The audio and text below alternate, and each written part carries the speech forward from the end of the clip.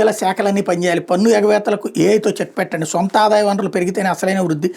ఆదాయార్జన శాఖల సమీక్షలు వచ్చి సీఎం చంద్రబాబు స్టేట్మెంట్ ఇక్కడ హైలైట్ చేశారు. వెంటనే వెళ్ళిపోండి, లేదంటే రోజుకి 86,000 కట్టండి. దేశ బహిష్కరణ ఆదేశాలు అందుకున్న వ్యక్తులకు ట్రంప్ సర్కార్ అల్టిమేటం, కఠిన చర్యలు తప్పవని హెచ్చరించిన హోంల్యాండ్ శాఖ అన్నటువంటి వార్తని హైలైట్ చేశారు. ఇందులో ఏదైతే అమెరికా నుంచి వెళ్ళిపోమ్మంటున్నటువంటి వాళ్ళకి సంబంధించినటువంటి ఇష్యూ ఇది. దేశంలో తిష్టవేసిన లక్షలాది మంది అక్రమ వలసదారులకు వేరువేరు ప్రభుత్వ శాఖలు భిన్న దర్యాప్తు సంస్థల ద్వారా గుర్తించి స్వదేశానికి వెనక పంపుతున్న డొనాల్డ్ ట్రంప్ సర్కార్ వాళ్ళకి మరో హెచ్చరిక జారీ చేసింది. తామే స్వయంగా గుర్తించి బలవంతంగా పంపేసేలోపు స్వీయ బహిష్కరణ ద్వారా దేశాన్ని వీడాలని సూచించింది.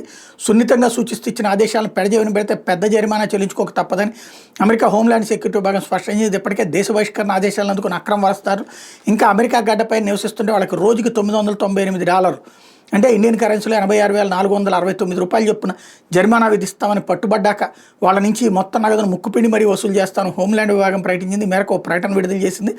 బహిష్కరణ నోటీసు అందుకున్న రోజు నుంచి ప్రతిరోజు $998 చొప్పున జరిమానా విధించనున్నారు.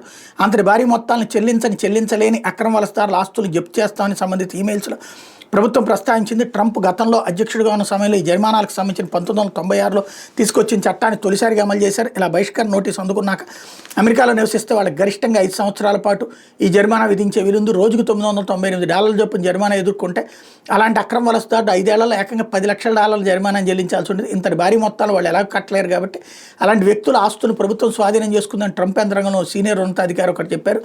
ట్రంప్ తొలిసారిగా అధ్యక్ష బాధ్యత నిర్వర్తించిన కాలంలోనూ కొద్దిమంది అక్రమ వలసదారులపై ఇలా భారీ జరిమానాలు విధించారు. ఆనాడు శరణార్థులుగా వచ్చి చర్చిలో రహస్యంగా ఆశ్రయం పొందుతున్న 9 మంది అక్రమ వలసదారులపై ట్రంప్ సర్కార్ ఏకంగా $1,00,000 పెనాల్టీ విధించింది. తర్వాత కాస్త కనికరం చూపించి నలుగురిపై తలో $60,000 జరిమానా విధించింది. అయితే ఈ అంశం కోర్టుల దాకా వెళ్ళింది. ఆ తర్వాత అధ్యక్ష పగ్గాలు చేపట్టిన జో బైడెన్ వెంటనే జరిమానాల విధింపును రద్దు చేశారు. సంబంధిత విధానపర నిర్ణయాలను 2021లో ఉపసంహరించుకున్నారు. వలసదారుల సలహాల సంస్థ FWDUS గణాంకాల ప్రకారం అమెరికాలో దాదాపుగా 1 కోటి మందికి పైగా అక్రమ వలసదారులు ఉన్నారు. వీళ్ళంతా ఒంటరిగా ఉండట్లేదు. వీళ్ళ రక్త సంబంధికులు, కుటుంబ సభ్యులు, బంధువుల్లో కొందరికి చట్టబద్ధమైన స్థిర నివాస హోదా, పౌరసత్వం ఉన్నాయి. వాళ్ళతో కలిసి అక్రమ వలసదారులు జీవిస్తున్నారు. ఇలా మిక్స్డ్ స్టేటస్ ఉన్న కుటుంబాలు అమెరికాలో లక్షల్లో ఉన్నాయి. వలసదారులు తక్కువ ఆదాయం ఉన్న వాళ్ళే ఎక్కువ అన్నటువంటి వార్తని హైలైట్ చేశారు. లేకపోతే